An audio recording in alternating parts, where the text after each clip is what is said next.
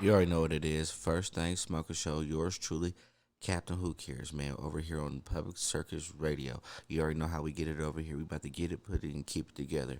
So let's see what the internet got for us today. You know what the fuck? Yours truly, Captain Who Cares, man. First Thing Smoker Show. Fit to get it, put it, and keep it together, man. Shout out to everybody tapping in, all that good shit. You feel me, man? This is something I didn't even realize this whole time I was doing this shit, man. I'm gonna put the link in the description, but I'll be doing a morning show on Public Circus Radio. I'll put the link down there. Hopefully I don't forget or I learn how to do it or something like that. But yeah, come tap in, weekdays from 9 to 11.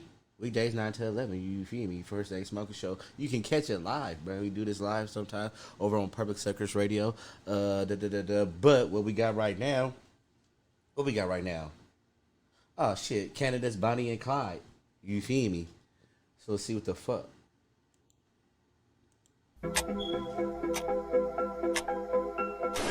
Bootleggers, mobsters, and the shady side of Hamilton 100 years ago.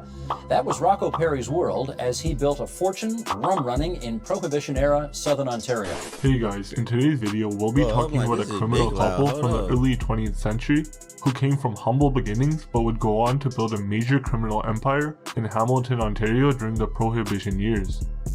Bessie Starkman and Rocco Perry are sometimes compared to America's Bonnie and Clyde. However, in truth, they were much more sophisticated business minds and much less violent. They ran a criminal That was funny off top. Like, hey, they ain't stupid. They ain't just running around shooting up shit. They get money. All right, let's listen. Let's see what they're talking enterprise about. reaching across borders and became household names in Canada. Let's get into it. Rocco Perry was born in 1887 in the Calabria region of Italy. He moved to the United States at the age of 16 with fake paperwork and lied to the customs agents about meeting his family in the US. For the next 4 years, Rocco worked in New York as a laborer and moved to Northern Ontario at the age of 20 years old. Rocco's first criminal activities were with Black Hand extortion organizations in Northern Ontario. In 1912, he hired a man. The Black Hand, ain't that the mob? I still be tripping off the mob in Canada. They probably still going strong. That shit fucked me up. Man named Alfredo to burn down the house of a rich Italian family who had refused to pay extortion money. Alfredo got caught, and sensing police action against him, Rocco ran off to Toronto.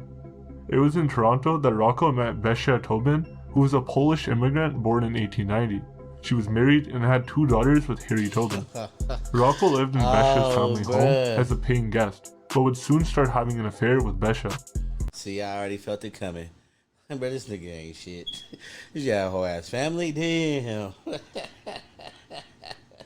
Just 3 months later, Besia became Bessie Starkman, who left her husband, children, and her Jewish faith to run away with Rocco. The couple first moved to St. Catharines and then to Hamilton, where they opened up a small bakery from their home. However, the bakery was just a front for illegal businesses happening. Okay, I was just about to say, like, you left your family to run away and start a bakery? You even left your family to go get a job for real? Okay, in the back of the house. Bessie and Rocco were running a brothel and gambling racket from their home, and it soon landed Bessie in trouble. In March 1917, she was charged with keeping a disorderly house, but she denied all allegations and maintained that she was unaware of the activities of her tenants. Meanwhile, the couple's betting business. What? Bruh, I ain't gonna hold you, bro. It's low-key lit in Canada. That be... It look like you can, from what I've seen so far, the few things, it look like you can get away with some shit in Canada. I don't know if that's true or not, or whatever, but that sounds kind of crazy, huh? You running a brothel out your house, and the police charge you with keeping a messy house? That sounds like some shit that's easy to beat. Nah, I be cleaning up all the time. I don't know these bitches isn't here hoeing. Became more and more successful, and soon Rocco hired people to act as its agents and as strongmen for recovering gambling debts. Rocco made important connections through his gambling enterprise, and soon moved on to a much more lucrative legal business. The late 19th century and early 20th century was a time when prohibition of liquor was making waves across North America. Canada had already passed the Canada Temperance Act, giving provinces the power to enact prohibition. Ontario officially passed a bill prohibiting liquor in late 1916. Oh, okay. I see what's going on. So it was somewhat of a prohibition going on in Canada before United. Got you. This made possession Got of you. liquor and beer outside the home illegal. Bars and liquor stores were closed, and the only place with legal alcohol was Quebec. Starkman and Perry saw that they could make much more money from bootlegging than from their small-time illegal activities. Bruh. That's the jug. What did you talking about? I don't understand. I guess back in the day, bro, but they was doing shit to make make an underground market on purpose. You can't sell alcohol outside the home is illegal. That sound like you making people turn in their houses into bars or liquor stores or wherever you want to call it. Like, that was crazy. They would do something to give, I guess, but like, who wouldn't start doing that? Sound like some easy money in the time. Let me think. You can have alcohol in your house, but you can't drink it outside. I think we finna be lit. They just gave them a black market. Here, get rich real quick. That's how my mind works. Get rich real quick. We gonna help you out. The bootlegging business, like That's buying lucky mail as order fuck. liquor from Montreal. Nigga, when she was born in the 1910s or some shit like that, or was around in the 1910s, we would have hit. Family would have been rich as hell. And selling it from the back of their house for 50 cents a glass. Through his prior illegal activities, Rocco had formed a small gang, mostly made up of Calabrians. He had the network of men they needed for distribution and enforcement, but it was Bessie who had the business sense to grow their enterprise. She advised Rocco on his business deals, kept the records of orders coming in and going out, and encouraged Rocco to expand. Most importantly, she was the only one in Rocco's gang that he could blindly trust. Bessie also knew the English language better and could close deals that Rocco couldn't. With Rocco's street power and Bessie's quick wits, the couple became an instant success in the bootlegging business. Soon, they were not just ordering liquor for their own customers, but even hotels and bars that were losing money because of the prohibition. Nigga, they just got a legal business, bruh. That's lit as fuck, bro. They distributing. Seeing the success, Rocco expanded further. He stayed away for weeks at a time, using his cover as a macaroni salesman to travel around the Great Lakes area. Back in the day, you could do whatever, bro. This nigga went around disguised as a macaroni salesman. Macaroni. This nigga's a macaroni salesman, bro. Only in the early 1900s, bro, you can do some shit like that. Like, had all the shit in the world, bro. You could be a shoe salesman, bro. Macaroni, bro. Stop playing with me. I have my truck of macaroni pull up right now. Making valuable connections along the way.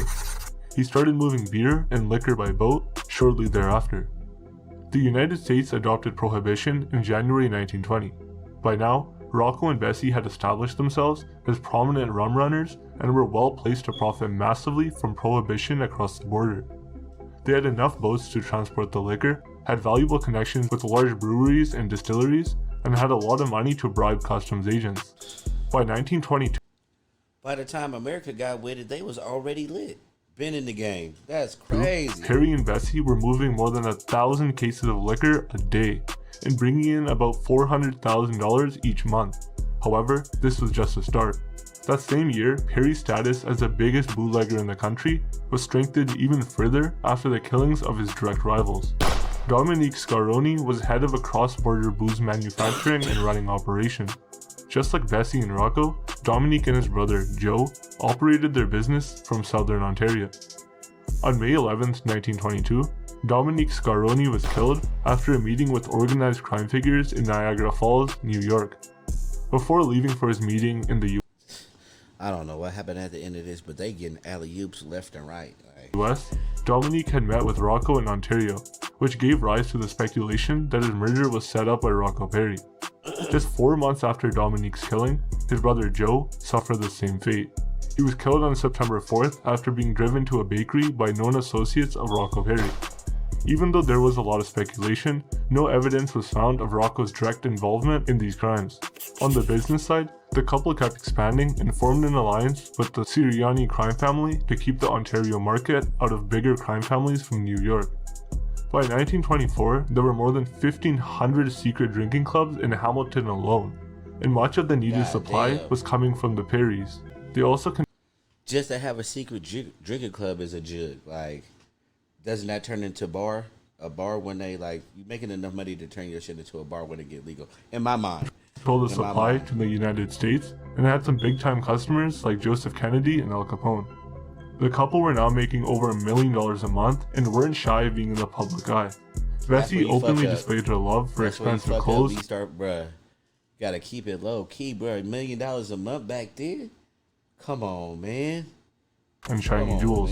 Well, Rocco was that's probably the equivalent to like 10 million nowadays or some shit like that. Always willing to give interviews to the local press. In one such interview in 1924, Rocco was asked about the recent murders of his drug rivals, to which he responded, "While I admit I am the king of the bootleggers, I can assure you that I had nothing to do with these deaths. I only give men fast cars and I sell only the best liquor, so I don't see why anyone should complain, for no one wants prohibition." From this moment on, Rocco was widely regarded as a king of bootleggers. Rocco was right. No one wanted prohibition. Bootlegging business was rising and rising, and to halt this progress, the Canadian government had a radical idea. They ordered factories to add poisonous methanol and kerosene to industrial alcohol, which made it dangerous to consume. On July 17, 1926, this poisonous alcohol made its way to the customers through bootlegging, and 44... The government did this? I put the squeak in my voice and some more shit. Goddamn. The government did that shit on purpose? That's crazy for real. People were dead within 2 weeks. There was a massive public reaction, and by 1927, the Prohibition Act was repealed. Police also moved against known bootleggers more seriously and made some arrests. However, Bessie and Rocco's cover as macaroni salesman worked well, as nothing concrete. How does that work out for real, bruh? We just selling hella macaroni, bro. What you talking about? Was found to tie them to any crime. But this nigga was on TV talking about he the bootleg king. Come Instead, they were questioned by the Federal Royal Commission on Customs and excise over the massive increase in their assets in tax evasion during the last decade. During cross-examination, the couple was also asked about their bootlegging empire, but denied any connections to the business. However, Rocco was found guilty of perjury and was jailed for 6 months after a plea bargain. On the outside, Bessie was now head of operation. That's crazy. All that shit. Tax evasion is 6 months? Oh, shit, bro. Niggas might have to go to... It's lit in Canada. You can get away with some... Don't do that no more. My bad. Not even a fine or nothing. But with prohibition no longer in place, there was little profit in the bootlegging business. She was ambitious and started expanding into the narcotics trade. What? Come on, bruh. Come on, I thought she was supposed to be smart, bruh.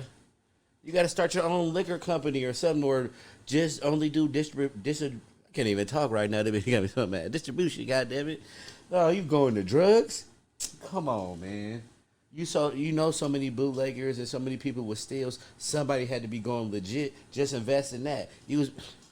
I'm flashing. I sound like her uncle or her dad. What you doing going into drugs? That was hella dumb. That's hella dumb. You already making $1 million a month off of alcohol.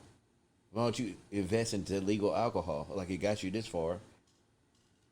Niggas just be wanting to thug their whole life. Unlike bootlegging, narcotic smuggling was much more dangerous, and even though it was profitable, it was much less acceptable. That don't even really make no sense for real. If she was really smart to get you to society. Shit. Bessie's way of doing business was also different from Rocco's, as she was unwilling to make compromises with the police or be friendly with the lower gang members. When Rocco got out of prison, the business had changed. Bootlegging business was difficult to continue because the US Coast Guard had begun patrolling the waterways between Canada and the United States more seriously, while Bessie had more influence because she was pulling in more profit from drug smuggling. In June of 1930, the Canadian government officially made it illegal to export liquor to countries that were under prohibition, so that loophole no longer protected any bootleggers. With the new laws, most of the smaller players in bootlegging either retired or were caught, leaving only a few big players left. Some members of the Perry organization suggested to Rocco that they should leave the dangerous narcotics trade and go back to bootlegging. They thought, bruh, you even got a bootleg, bruh. They could just start making alcohol, bro. I don't understand why they didn't go to the alcohol business. It didn't make sense. I thought she was smart. It would be easier now with old connections and less competition. Rocco wanted to take that advice, but Bessie was in opposition, as she was the one who had built that business from the ground up. Built it from the ground up. He was only gone for 6 months. That's crazy. The division between the couple was apparent, and that allowed the police and it's the about to all fuck up now. It's about to all fuck up now. Here we go. rivals to move against That's how them. it happened. First, there was a robbery, when several men broke into their house, forced Rocco and Bessie into the basement, and robbed them of more than $10,000. A few days later, the police also seized a major shipment of bootleg whiskey, which Rocco himself was driving. Rocco avoided the arrest only because he had always kept a good relationship with the police. Unlike Bessie, he believed that police were an asset and that thinking came in handy. However, the couple's luck ran out in August 1930, when they were ambushed outside their house when returning from a party. Rocco was unharmed in the attack, but Bessie Starkman died on the spot. Damn. No one was ever tried for the crime, and to this day there is no known motive for the killing. Some thought that the shooting was originally aimed for Rocco, while another rumor suggests that Rocco was behind the murder as he wanted control of the gang. Damn. Damn. Do you think he did it? Somebody let me know. That's a backdoor on the backdoor, like my cousin like to say. He backdoored his wife? Hey, look, bitch, you doing too much with these drugs now.